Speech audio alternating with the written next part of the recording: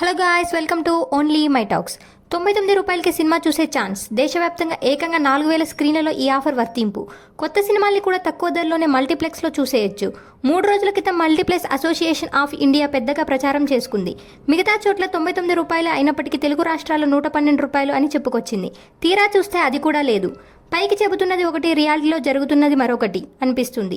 National cinema day అని ఘనంగా ప్రకటించారు. దేశవ్యాప్తంగా మల్టీప్లెక్స్ సహా చాలా థియేటర్లలో తక్కువ రేటు టికెట్ అని ఊరించారు. కానీ నిజంగా అలా చేయట్లేదు. ఈ శుక్రవారం 2-3 తెలుగు సినిమాలు రిలీజ్ అయ్యాయి. వాటికి అరకొరా థియేటర్లు దొరికాయి. అందులో కొన్నింటిలోనే 112 రూపాయల ఆఫర్ ఉంది. ఆఫర్ ఉన్నప్పుడు ప్రస్తుతం ఏ సినిమాలు అయితే ప్రదర్శితం అవుతున్నాయో అన్నిటికీ అప్లై అవుతుందేమో. కానీ తెలుగు రాష్ట్రాల్లో ప్రస్తుతం మత్తు వదలరాటు, సరిపోదా శనివారం, 35 ఇది చిన్న కథ కాదు చిత్రాలు కూడా థియేటర్లలో ఉన్నాయి. కానీ వీటిని ఆఫర్లో పెట్టలేదు. మళ్ళీ హైదరాబాద్లో పలు మల్టీప్లెక్స్లో రిలీజ్ అయిన హిందీ సినిమాలకు పెట్టారు. అంటే తెలుగు ప్రేక్షకులంటే మల్టీప్లెక్స్ అసోసియేషన్కి చిన్న చూపా, లేదంటే ఆఫర్ చెప్పి మోసం చేయాలని చూస్తున్నారా? ఇప్పుడంతా ఓటీటీ ట్రెండ్ నడుస్తుంది. థియేటర్లకు జనాలు వెళ్లడం గతంలో పోలిస్తే తగ్గింది.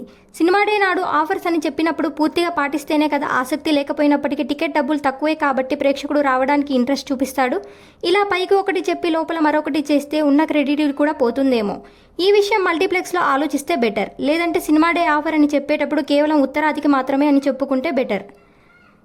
కొత్త సినిమాలకు ఆఫర్ పెట్టలేదంటే నిర్మాతలు కోట్లు ఖర్చు పెట్టాలనుకోవచ్చు. బొమ్మరిల్లు లాంటి రీ రిలీజ్ సినిమాకు కూడా 250 రూపాయల నుంచి 300 టికెట్ రేటు పెడుతున్నారు.